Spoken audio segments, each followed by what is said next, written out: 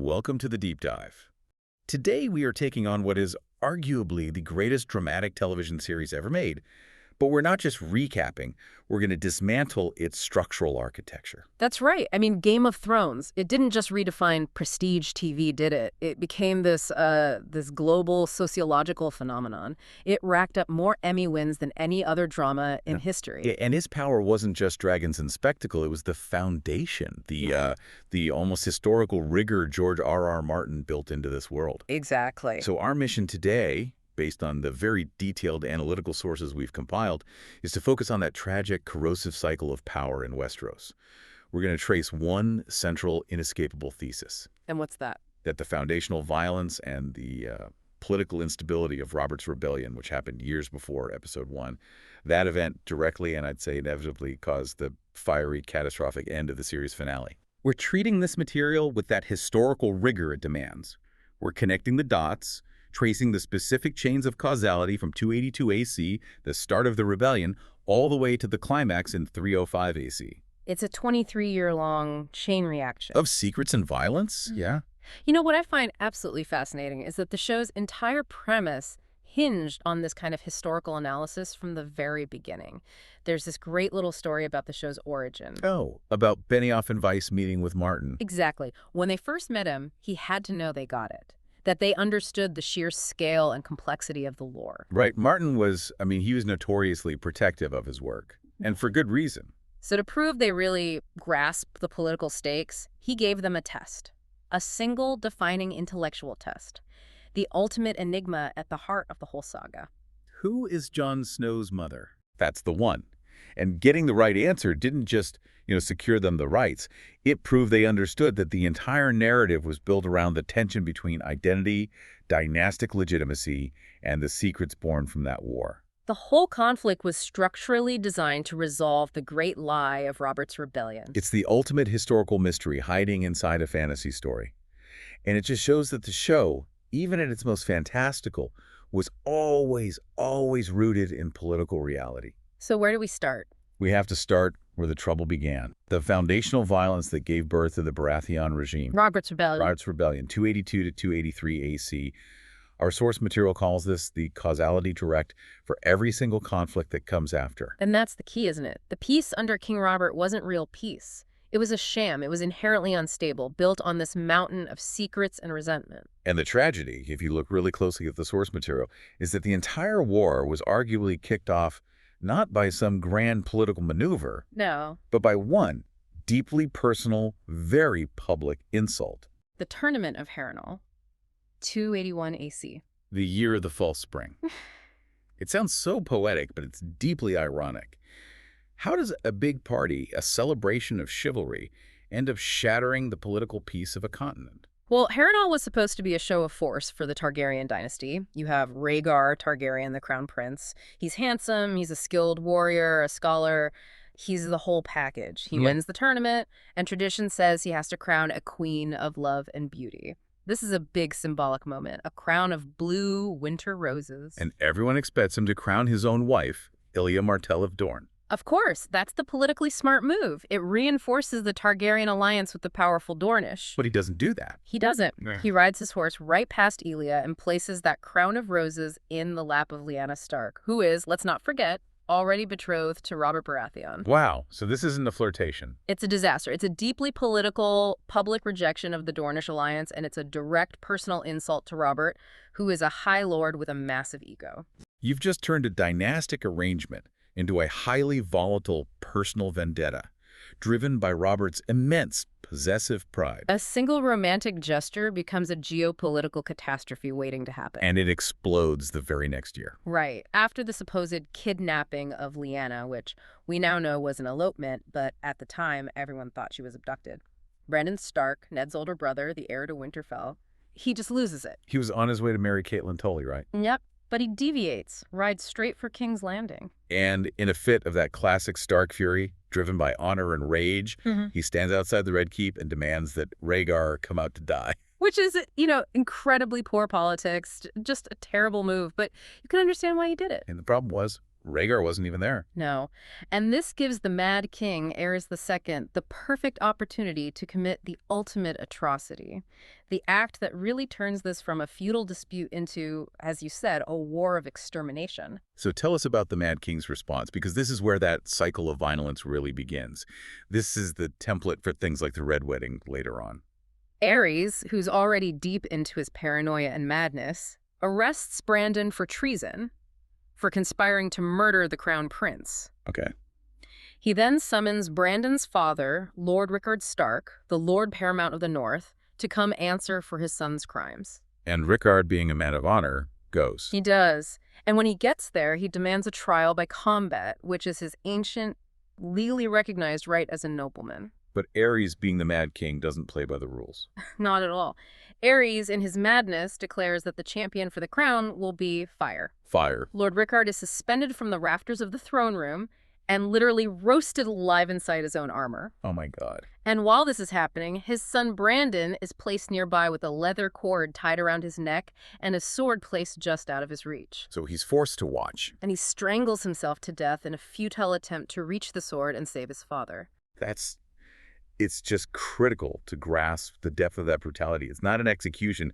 It's sadistic torture designed for maximum terror. It completely eliminated any possibility of a negotiated peace. You can't come back from that.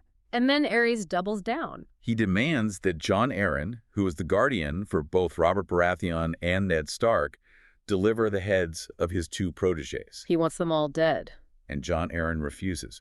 That refusal, that one act of defiance against an unlawful king, is what officially starts the Civil War. Robert's rebellion is on. And the war itself is, well, it's defined by these decisive victories. Robert Baratheon, just fueled by this personal fury over Lyanna, becomes this almost mythical figure on the battlefield. The sources really emphasize his strength. I mean, there's that victory at Summerhall where he wins 3 battles in a single day. Right, which cements the support of the Stormlands. But the critical political turning point, the thing that really locked in the alliance of the great houses, came a bit later. The Battle of the Bells. That's the one. Robert was cornered, almost captured. He was only saved because the armies of Ned Stark and Huster Tully arrived just in time. That victory sealed the deal. And that alliance was immediately cemented with marriage, wasn't it? What the sources call a monolithic block against Aerys. Precisely. Ned marries Catelyn Tully. Jon Arryn marries her sister, Lysa Tully. So now you've got 4 of the great houses, Stark, Arryn, Baratheon, Tully all, bound by blood, all sworn to oppose the Targaryens. The rebellion is now basically too big to fail. It's too unified, too powerful to be crushed. And it all culminates at the Battle of the Trident. The final showdown. The defining moment. Robert versus Rhaegar single combat.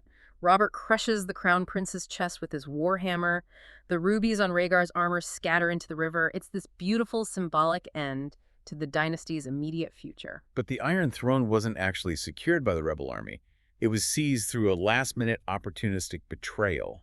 Tywin Lannister. He'd stayed neutral the entire war, just waiting to see who would win. And then he shows up at King's Landing, pretending to be there to help Aerys. But Tywin always plays his own game. He came not as a rescuer, but as a destroyer. His forces sacked the city with just brutal efficiency, and we have to remember the final act of regicide. The Kingslayer. Jaime Lannister, a member of Aerys' own Kingsguard, murders the Mad King. An act that was universally condemned, but, and this is a chilling detail that often gets overlooked, he did it to stop Aerys from detonating massive secret caches of wildfire he'd hidden under the city. So Aerys planned to take the whole city with him. He planned an act of urban terrorism. Jaime prevented the very destruction that Daenerys would later inflict. And to really hammer it home, Tywin cemented the end of the line by ordering the murder of Rhaegar's wife and children. The rape and murder of Elia Martell, the killing of her young children by Gregor Clegane. I mean, the new regime was founded on the most brutal, targeted violence and the violation of every moral code imaginable. It sets the pattern for the next 2 decades. But this is the crucial transition point, the literal hidden seed of the entire series finale, the Tower of Joy. Right. So while Robert is consolidating his bloody regime in the capital, Ned Stark, the only honorable man left, rides south to Dorne. He finds his sister Lyanna dying in what the sources call a bed of blood. Which was likely from complications of childbirth. Puerperal fever, probably. And with her dying breath, she makes Ned promise her something. Promise me, Ned, Protect her son. That son is Jon Snow, the child of her secret marriage to Rhaegar Targaryen. The ultimate truth. Jon Snow is actually Aegon Targaryen, the legitimate heir to the Iron Throne. This is the core causal link of the entire series. Ned Stark makes the agonizing, conscious choice to sacrifice his own sacred honor, to accept the public shame of having a bastard son, to protect that baby from Robert's absolute genocidal fury against any dragonspawn. So the entire 8-season saga turns on this one lie. If Ned had just told the truth, Jon would have been executed. The series would be over before it began. It's the ultimate political compromise from the most honorable man in Westeros. And it created this structural flaw right at the heart of the new regime. It was a ticking time bomb. Just waiting for the political pressure to build high enough to go off. And it absolutely does. So if we connect that foundational violence to the bigger picture, the peace under Robert was just structurally flawed. Morally, politically, and even economically. Absolutely. The sources point out that this long summer of peace was financed by massive debt, mostly owed to the Lannisters and the Iron Bank of Bravos. The whole Baratheon-Lannister alliance was basically built on credit. And it was all underpinned by Ned Stark's one great secret. The series kicks off in 298 AC, and things fall apart almost immediately. Jon Arryn, the stabilizing hand of the king, the guy who started the rebellion, dies under very suspicious circumstances. That power vacuum is what leads Robert to drag Ned out of the safety of Winterfell and into that nest of vipers in King's Landing. And at the exact same time, the physical trigger for the Stark-Lannister conflict happens hundreds of miles away. Bran Stark. Bran inadvertently sees the realm's most volatile secret, the incestuous relationship between Queen Cersei and her brother, Jaime. And Jaime pushing Bran from that tower is the catalyst. It's not political intrigue, it's a visceral act of family violence that sets the Starks directly against the Lannisters. So Ned, this honorable man brought south, feels duty-bound to investigate Jon Arryn's death. And his investigation quickly uncovers the truth. The royal lineage is a lie. He confirms that Joffrey, Myrcella, and Tommen aren't Robert's children. They're Lannister bastards. And he figures this out from that book, right? The seed is strong. Right. That subtle but crucial genetic knowledge. Every Baratheon in history had black hair. Joffrey's golden Lannister hair was proof positive of Cersei's deception. This puts Ned on a collision course with Cersei, and it all comes to a head after Robert's death. A death that Cersei helped orchestrate by getting him drunk on that fortified wine. The power vacuum is immediate. And Ned, ever the man of law and honor, tries to do it by the book. He wants to install Stannis Baratheon, the legitimate heir. And this is where his honor becomes his undoing. He refuses to play the political game. He rejects Renly's offer to seize power by force. And worst of all, he trusts Littlefinger. Peter Baelish, maybe the most dangerous opportunist in the entire city. And it's Littlefinger's betrayal, buying off the city watch, that gets Ned arrested. And here we see that tragic cycle of violence repeat itself, but with this added layer of political cynicism. Right.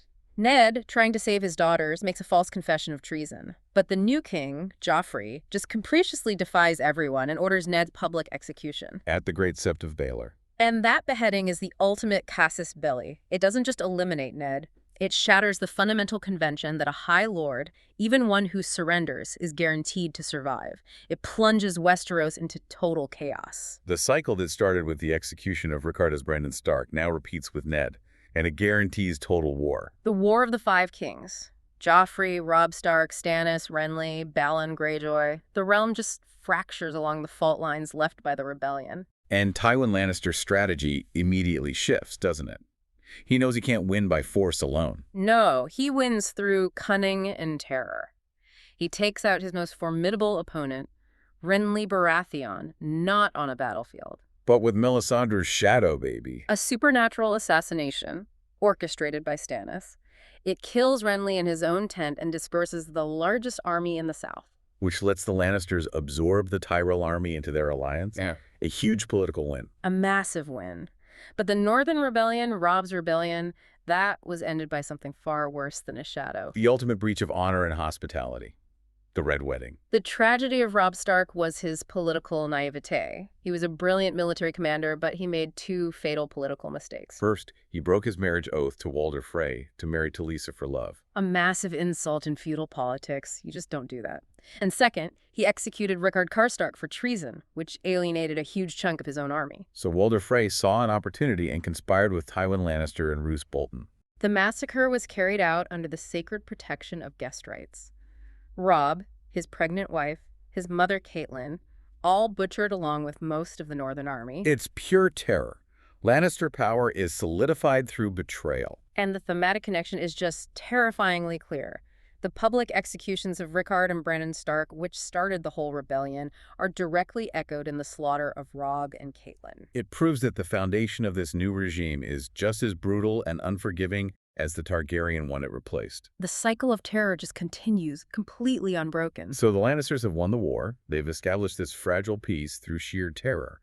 But, as the sources note, maintaining power is so much harder than conquering it. And they immediately begin to self-destruct internally. The rot starts with the death of Joffrey at his own wedding, the Purple Wedding. Right. Joffrey dies by poison. Tyrion is immediately blamed, though we find out it was really Olenna Tyrell protecting her granddaughter Margaery from Joffrey's sadism. And Tyrion's trial is a complete farce. It leads him to demand trial by combat, which brings us one of the most tragic and memorable duels of the whole series. Oberyn Martell, the Red Viper of Dorne. He steps up as Tyrion's champion, but he's really there seeking vengeance for his sister Elia, who was murdered during the sack of King's Landing, on Tywin's orders. And he wins. He defeats Gregor Clegane, the Mountain. Technically, yes. But his arrogance, his obsessive need for a public confession, leads to his own gruesome death. Clegane crushes his skull. Tyrion is condemned. And that failure of justice is what leads directly to patricide. Exactly. Jaime frees Tyrion, but before Tyrion flees, he confronts his father. First, he finds his ex-lover Shae in Tywin's bed and strangles her. A visceral act of betrayal. And then he finds Tywin in the most undignified place imaginable in the latrine and kills him with a crossbow. Tywin Lannister, the architect of the New Order, the most powerful man in Westeros, dies in a moment of complete humiliation. And his death removes the keystone that held Lannister stability together. It leaves the paranoid, vengeance-driven Cersei in charge. The regime is now running on pure psychological instability. But to understand why Tywin's death matters so much, we have to look outside the capital, while the Lannisters are self-destructing. The exiled forces and spiritual threats are rising. Daenerys Targaryen transforms from a political pawn into a geopolitical force. The moment she walks out of that pyre with 3 live dragons, that's the moment magic returns to the world. It creates this new, unstoppable power that will inevitably come back to Westeros. And meanwhile, the man with the most legitimate legal claim to the throne, Stannis Baratheon, he demonstrates the high cost of moral certainty. His campaign in the north is a disaster, and Melisandre pushes him to commit the most horrific act imaginable. In a moment of sheer desperation to melt the snows, Stannis sacrifices his own daughter. He burns Princess Shireen alive for the Lord of Light. An act that and leads to his own execution by Brienne. He had the law on his side, but he lost his humanity.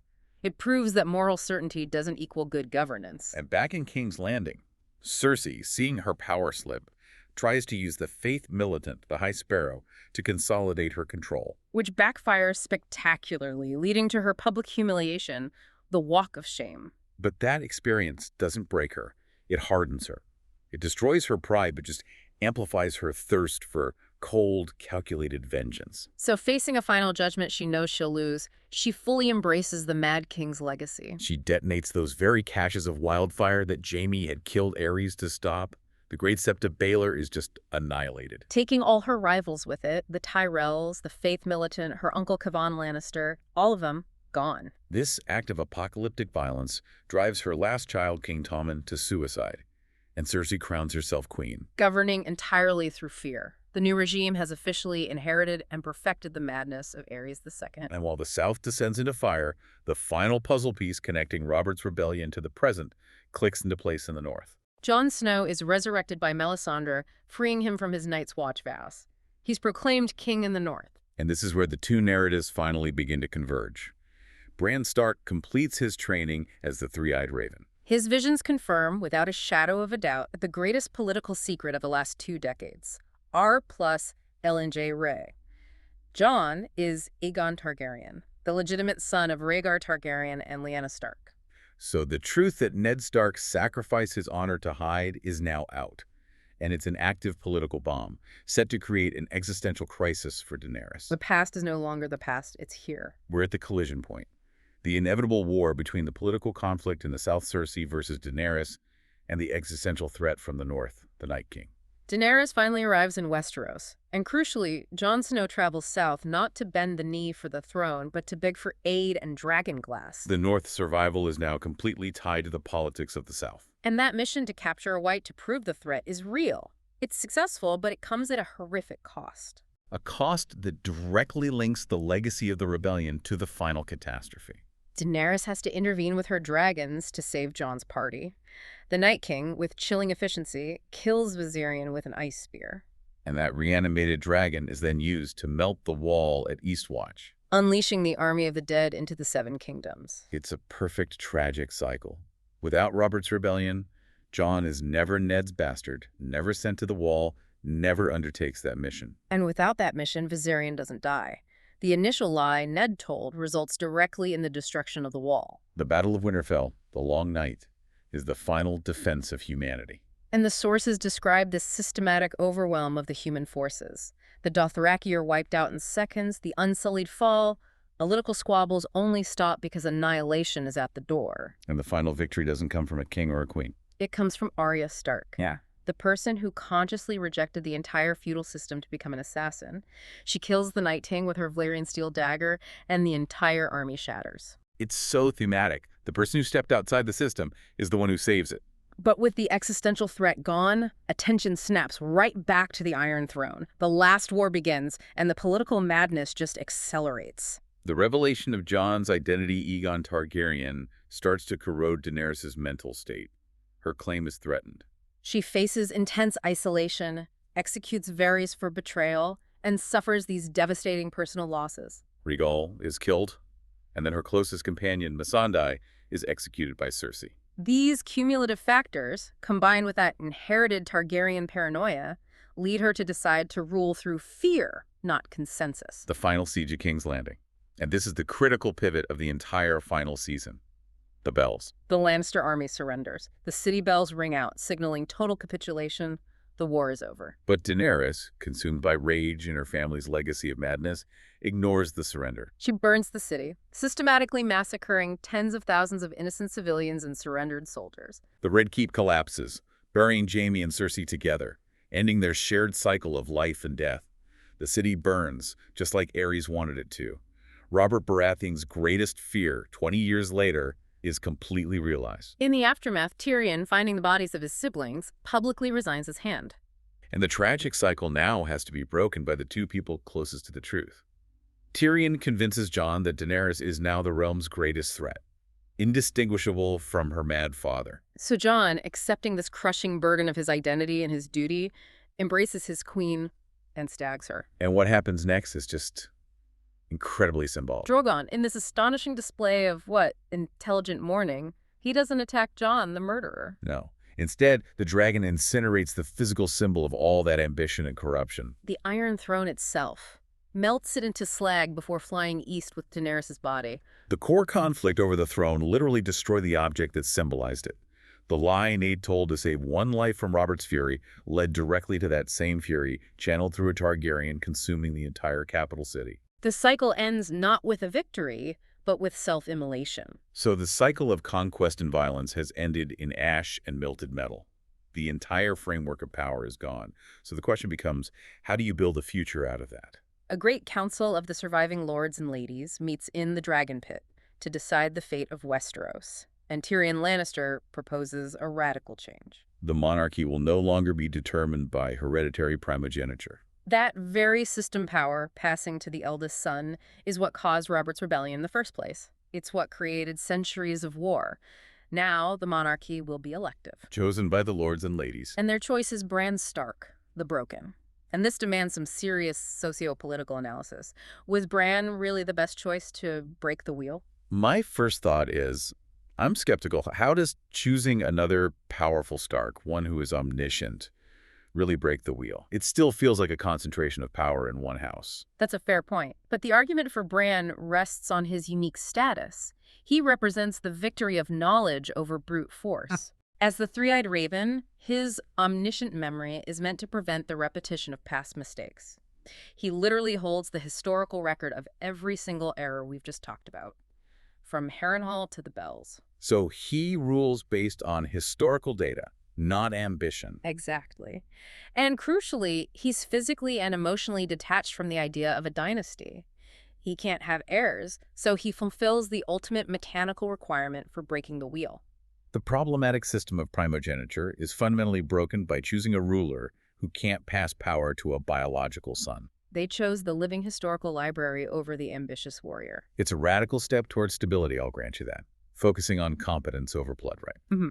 But let's look at the structure of this new regime. Is the wheel truly broken, or is it just retooled for the aristocracy? Well, our sources suggest the new system is an elective oligarchy. Structurally, it's very similar to, say, the Holy Roman Empire. Power is still heavily concentrated in the hands of the aristocracy. The lords elect the ruler from amongst themselves, which means the common people, the small folk who suffered the most, they still have absolutely no direct voice. We see that so powerfully when Samuel Tarley suggests a popular vote. And the assembled lords just laugh him out of the room. It proves the nature of power has changed. It's based on consensus among the elite now, not birthright, but it is not democratized. Yeah. The ruling class still rules. We also see this fascinating contrast in leadership success in the aftermath, especially with the female characters. Cersei and Daenerys both tried to govern using traditional methods of male imposition: force, fear, absolute command, fire, and blood. And both met violent ends, consuming themselves and the capital. In stark contrast, you have Sansa Stark, who emerges as the most stable and successful ruler. How does she govern? Through alliance management, provisioning, prioritizing the welfare of her people. She applied what you could call the feminine virtues of domestic care and resource management to the state. Her focus was on governance and stability, not conquest and imposition. And it pays off politically. She secures the North's independence, which was the goal of the Starks ever since Robb was crowned king in the North. Her political triumph is the result of pragmatic management, not fiery destruction. And finally, Jon Snow, the true heir, Aegon Targaryen. After everything, he's exiled back to the North, beyond the wall with the free folk. His fate is the ultimate symbol of the new reality. He's the person with the absolute right to rule, the one who could have kept the dynastic cycle going. But he's forced into a return to natural peace, away from the southern intrigue that defined his entire life, starting with the lie Ned told to protect him. The new regime literally banished the greatest threat to its non-hereditary structure.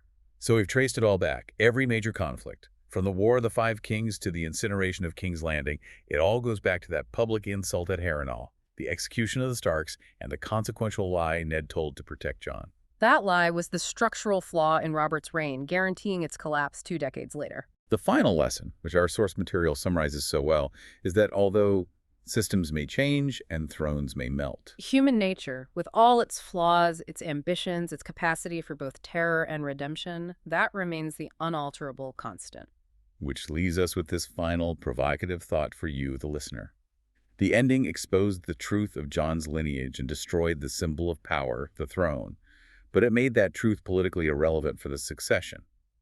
So if the history of Westeros is a tragic cycle, and this new regime is based on knowledge with Bran and stability with Sansa, what specific past error do you think this newly formed council, this elective oligarchy still dominated by a small group of ambitious lords, is most likely to repeat? Something to ponder until the next deep dive.